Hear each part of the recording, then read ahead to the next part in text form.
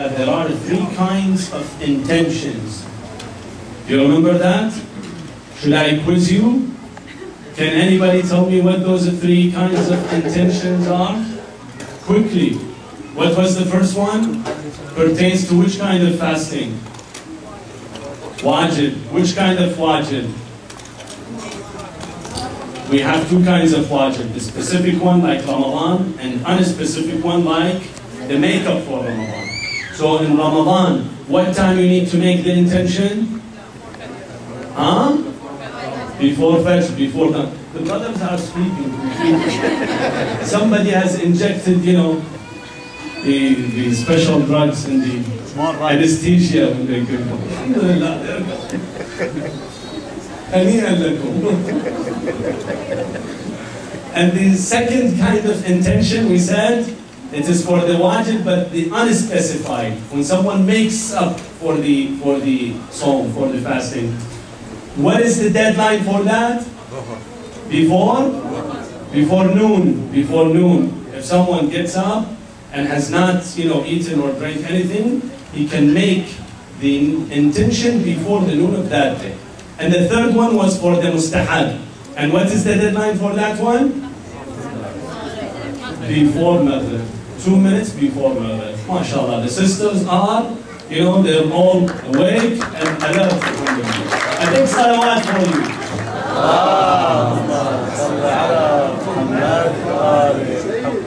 We have a question about that. So you would explain to them. Do you want them to remind them? You want them to test them? See, did they remember or not? So now we will make a study for them. Inshallah. I will give this a quiz every day. And please consider this a quiz also part of the Hajj program. You know, whoever can answer, those ahkam are more important than anything else. Believe me. Anyway, my point was that there is an exception to this rule, specifically for the month of Ramadan. We said that it is before dawn, you need to make the niyyah. However, there is an exception. Assume someone is traveling outside of his city, or he's going to a city that will stay 10 days or more in that city. If this person arrives in his city or in that city before noon, and he has not eaten or drank anything before, from dawn until before noon, once he's inside the city, he can make the intention for fasting of that day. And that will be valid. That's for someone who's traveling outside of the city and enters the city. So there is an exception to this rule.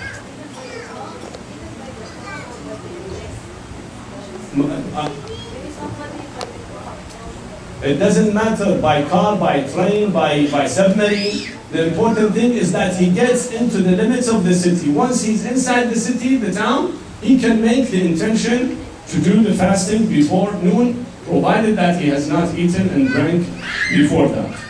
The other point for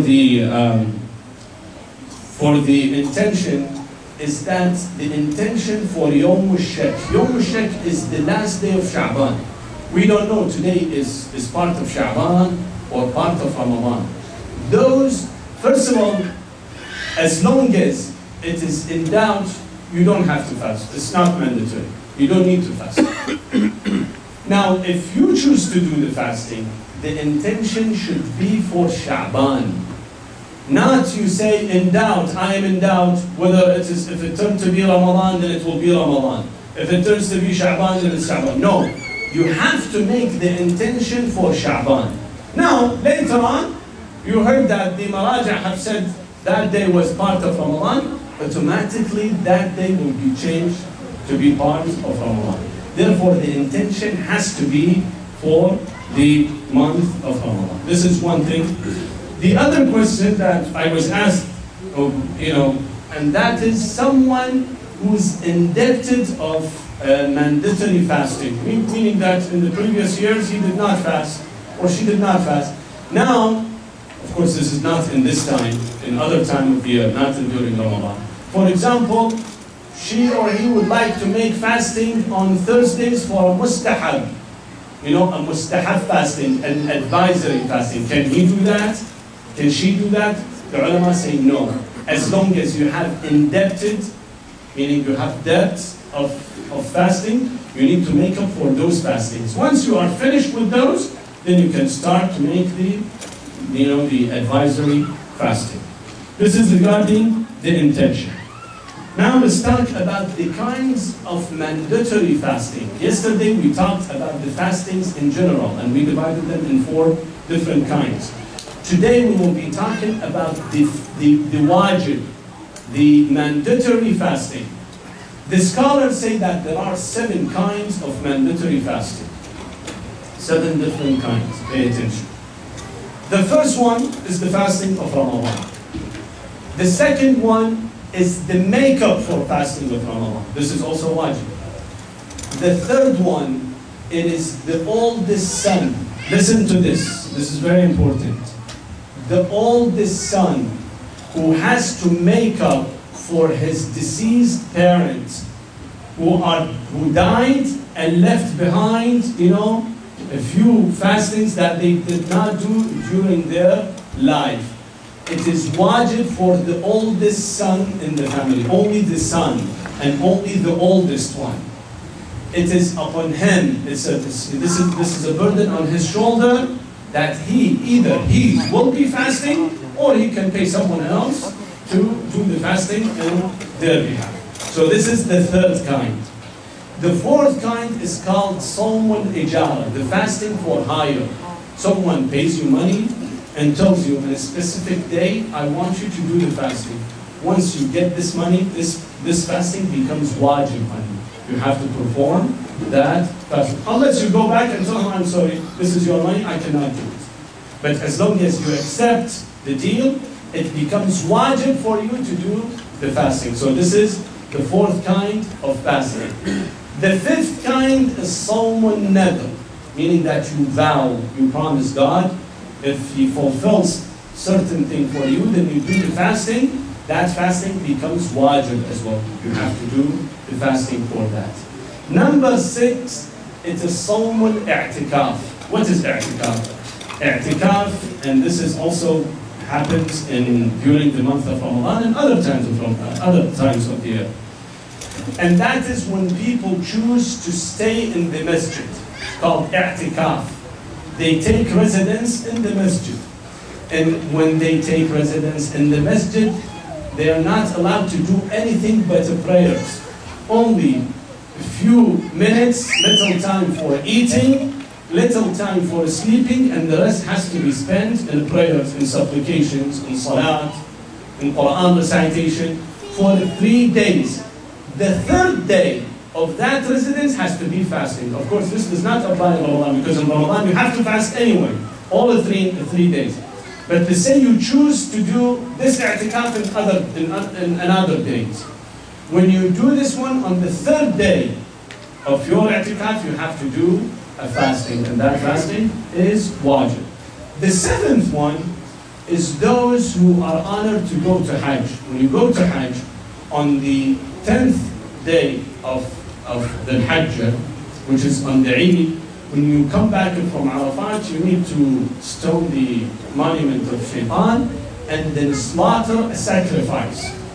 Either you do this, or if you choose not to do this one, let's say someone who cannot afford it, gets very expensive, he cannot search and find a suitable one, then he can replace that with 10 days of fasting. 10 days of fasting. And this regulation is recited in the Holy Quran.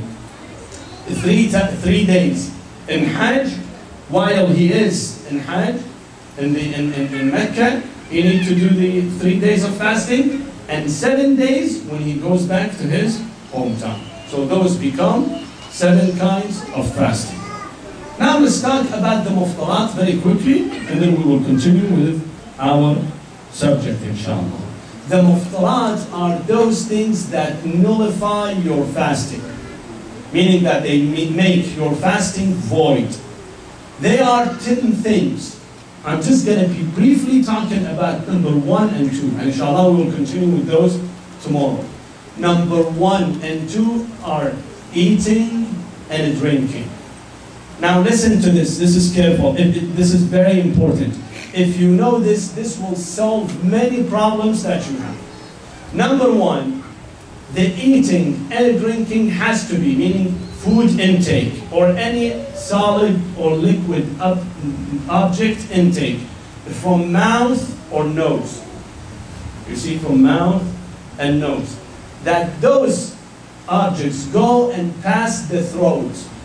Once they pass the throat, the fasting becomes nullified.